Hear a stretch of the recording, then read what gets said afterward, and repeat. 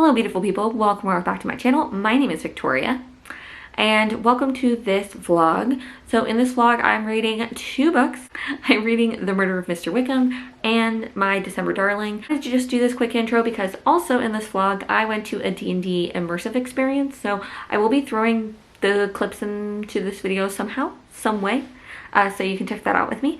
But without further ado, let's go ahead and hop into the video. I just wrapped my last vlog where I DNF'd How My Neighbor Stole Christmas by Megan Quinn. And we're going to jump into a Christmas murder mystery because the romances aren't doing it for me, so let's go over to the mystery section. So the book I'm reading is The Christmas Murder Game. Let me make sure I have the author's name correct. It's Alexandra something otherwise. Alexandra Bennett? Oh, Alexandra Benedict. Now, this has a 3.7 on Hoopla. I don't know what it has on Storygraph. It's got a 3.32 on Storygraph. Okay, I don't know. Maybe I want to look for something else. Let me look. Let me get back to you. Okay, I changed my mind. And I found a different book.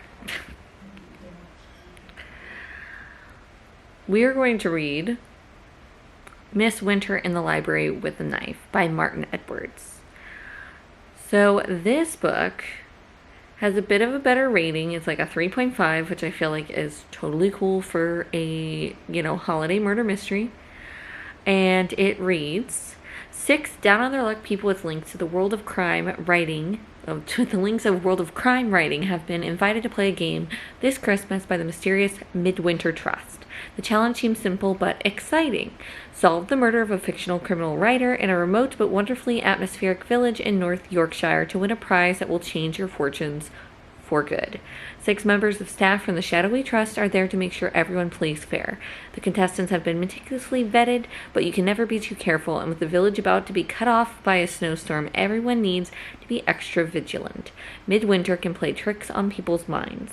The game is set, but playing fair isn't on everyone's Christmas lists. After all, when the prize is to die for, it's so tempting to inject a little murder into the mystery. Yeah, so they say it's very meta, and I'm interested. I'm interested. This sounds possibly better. It doesn't have like a ton of reviews, but it seems like everyone's giving it like a solid 3.5. And I feel like that's pretty good.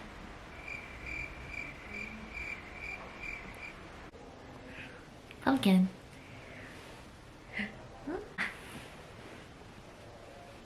Hello. She's still over here. She is. Hi. Hello. I don't remember last time we checked in. I think it was the same day that I finished my last vlog, and I had told you that I was going to read A Christmas Murder, and then I changed my mind because the reviews just weren't great and I just didn't want another flop. And then I picked up Mrs. Winter in the something with a knife. Oh yes, Miss Winter in the Library with a Knife, which was supposed to be like a Clue inspired story, and then there was like a game aspect to it. And I briefly started that and I just wasn't in the mood. Yeah, that's right, Pumpkin, I wasn't in the mood. So I stopped reading that as well and decided to pick up a book that had nothing to do with Christmas but still had a murder mystery to it and had a little Jane Austen in it. Well, a lot of Jane Austen in it. So it's not exactly Christmassy, but it was still cozy, I feel like. So I feel like it checked off enough boxes. Is that better? I feel like this angle, I don't have anything to put you on. Yeah, so I feel like it checked off enough of those boxes. And I listened to it on Libro, and that was The Murder of, I almost said The Murder of Claudia Gray. Claudia Gray is the author. The Murder of Mr. Wickham by Claudia Gray, which is a book So it is the first in a now 5-book series called the Mr. Darcy and Miss Tilney Mysteries. And this book is a continuation of all of Jane Austen's novels. So the very first book that I finished last night, or no, I finished this morning. It takes place at the Knightley's residence, and we've got Fanny and Edmund. We have Lizzie and Darcy. We've got Anne and Frederick, and we also have Marianne and Colonel Brandon. So they all are invited to this house party. Oh, and we have Catherine and Henry's daughter, Juliet. Yes, Catherine and Juliet? Or Juliet, who is going there on her own, invited by Emma as being introduced to society. You know, getting to meet more people. And so with that, we also have Jonathan Darcy, who is Lizzie's and Darcy's firstborn son. And so the story is basically they all go to this house party, and then Wickham shows up uninvited, and Wickham has been doing like a scam business and has gotten a lot of people indebted to him. And so multiple of those people are at this house party. And as the title suggests, Wickham ends up dead, and Jonathan Darcy and Juliet Tilney start investigating whom in the house could have murdered Mr. Wickham, because Frank Churchill is like the constable, I forgot what the magistrate, and he's immediately ready to look into the servants of the house, and they think that's wrong because they have no reason for it. So they start looking into this murder and become better acquainted. Something that I think was really interesting about this is that Jonathan Darcy is very like autistically coded. I picked up on it. I probably should have picked up on it sooner, but there were like mentions of, you know, him having special interest and just some things that he does when he gets overwhelmed. And I was like, oh, okay. So I see when they were saying like he's more stiff than his father. Really, he is actually someone who has autism, who's living in this time period when people wouldn't know who that is. So he has, and I can imagine that would be especially difficult for someone who is autistic, being of the genteel class in Regency England with all of those rules for society, and not like quite being able to grasp the nuances and just wanting everybody to follow these very strict patterns so that he can know what to expect when interacting with people. But he finds himself enjoying his time with Juliet, because Juliet, unlike other people, is a little bit more unconventional, and she doesn't find Darcy's mannerisms and some of his interactions to be, you know, off-putting in ways that other people in the past have. So that's really cute. I was thinking about it, and I really think this is giving like YA version of the Veronica Speedball series. So, you know, both of them are a lot less biting, they're a lot more innocent, but you know, they kind of get thrust in together and trying to solve a murder and just really play off well together, and I think it's really cute. I also think it was interesting that the author decided to add like a lot of marital issues for all of our couples from our Jane Austen books.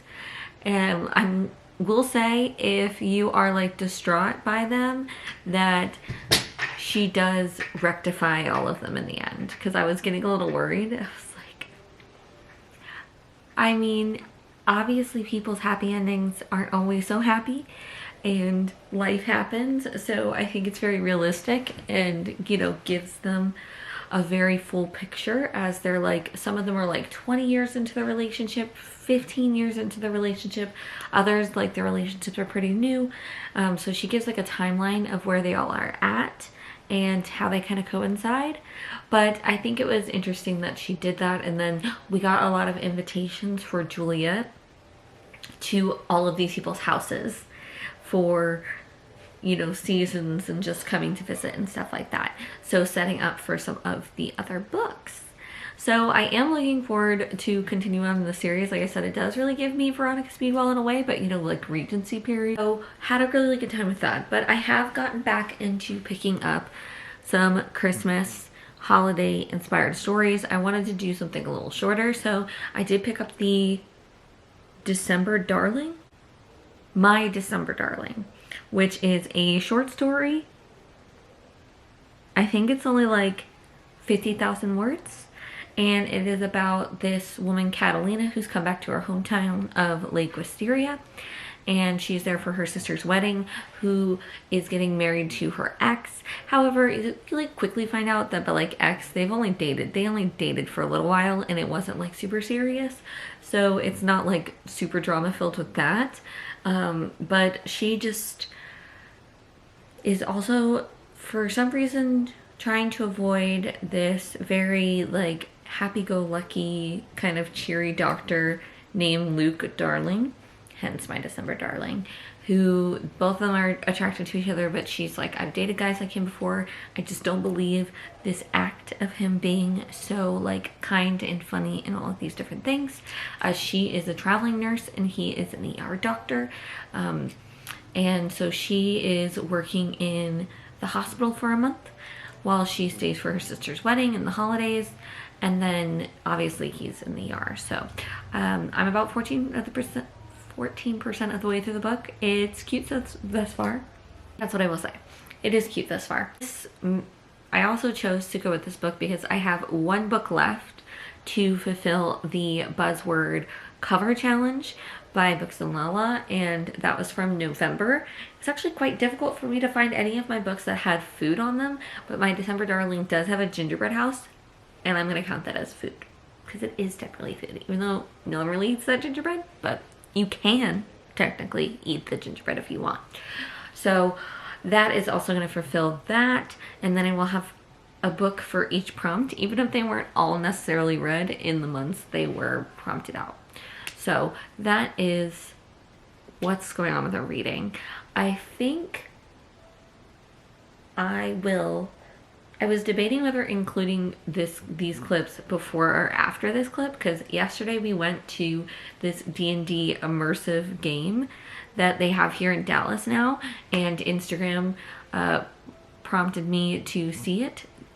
Was like, hey, we know you like D&D, so we're gonna push this into your ads. And I mean, obviously they were right. That one's not too hard to figure out, so we're not gonna give them too much credit on that. Decided to take a little date time. It was like 3 hours, because we're fortunate that our in-laws were at their house, so we've got people who can watch baby when we want to do something a little bit adultish or do something without baby. So we decided to go do this because it was like 50% off, and so it was only like 20 bucks when it's normally 40. Very fun time. I wasn't sure exactly what to expect. So basically you pick a class and then you go into Waterdeep, and you go into the, what is it? The Yawning Tavern. I know it. I've literally been to this tavern in a campaign before, but baby brain, my friends, my brain works 50% of the time. So we went into there. There was like some great actors in there who kind of like set up what we were doing.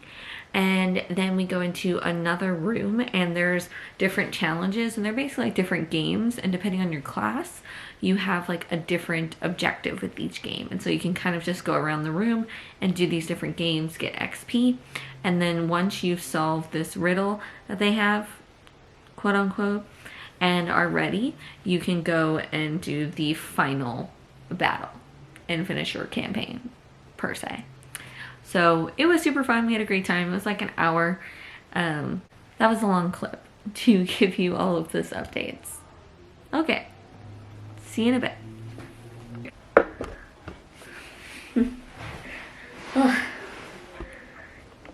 being in this room makes it look like I'm gonna announce that we're moving again. We're not. I don't know if I mentioned this. I think I mentioned in my last clip that we were at my in-laws. And they have a very big house. And this room is like a guest room. And so nothing's going on. But they're watching football downstairs, which is kind of loud. So that's why I came up here for a second. Because I have finished. Sorry, I went upstairs. Oh, Pumpkin's here. Oh, meow. So I finished my December Darling by, oh, goodness, I can never remember authors. Not Laura Bailey, Laura Asher? Yeah, by Laura Asher. I give it 2 stars. These Christmas reads are not working out for me this far. It wasn't Christmassy enough, to be honest. I think that was partially why I gave it 2 stars. The other thing that I'm really finding in romance books that's really bothering me is there's a lot of like attempts to build Pumpkin, no. To build backstory for characters and connections by like little tidbits of like, you know, her sister says something and she's like, oh, she always does this or whatnot, instead of like kind of showing that she's like someone's being playful or things like that. And I'm finding that a lot in romance books, and it kind of just bothers me. Like, it's very much like telling me information instead of showing me or trusting me as a reader to understand that it's playful. Like, I just find that really obnoxious, and I've noticed it's a lot of romance books that do that. And I don't know why. Characters are strong enough, we will understand when they're being a little tongue-in-cheek, you know what I mean? Like, the romance was fast, but it was a 50,000 word novella, so I get it. But at the same time, I did read The Fall Risk by Ali Hazelwood earlier this year, which was a short, like, Valentine's Day read that she did, and I thought she did a great job of establishing this romance in a short period of time, and it didn't feel forced, and I felt like it was a compelling story. So it can be done. You know, I've obviously given the author a little bit of grace, but like, this was supposed to be like these 2 people were kind of frenemies or like avoided each other, but we kind of skipped all that. So it was like the very beginning, they're like both telling us that they've kind of been avoiding each other, but we're not seeing it. And so they kind of go straight into being lusting after each other to being into each other. And that was not what was promised. I don't feel like the promise was fulfilled. Sorry, I wasn't sure what Pumpkin was doing. That was my biggest issue, I think. And then the other thing, as I mentioned, it wasn't super Christmassy. But I did like what we did have for Christmas. Our main character, Catalina, her family is Puerto Rican. And so I did like that we included some Puerto Rican Christmas traditions in the story. I did really appreciate that. Like, the mom was making cojito, and then they did a una parranda, which is kind of like a caroling thing where you go to people's houses, but like they start following you and it becomes like a big party at the end. So I thought that was really cool that they included some of that stuff. Pumpkin is playing with the blinds. But yeah, overall, I wanted to like it more. I wanted to, and I was appreciative that it was a short story. I did pick up another short story, another Christmas short story, holiday short story called, this one has to do with a bookstore, so The Christmas Book Hunt by Jenny Colgan. So I did pick that one up, but I don't know where we go from here. I still have Holiday Ever After by Hannah Grace. I have Big Nick Energy by Kristen Bailey, and then I still have Miss Winter in the Library with a Knife, and then of course I have Krampus by Brom. Sorry, I still have Krampus by Brom. Outside of that, I am very excited because I just purchased tickets.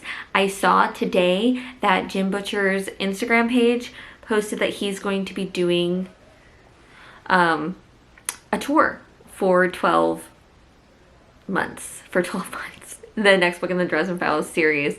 And he was coming to Houston. So I already bought my tickets. I'm so excited. We get a book.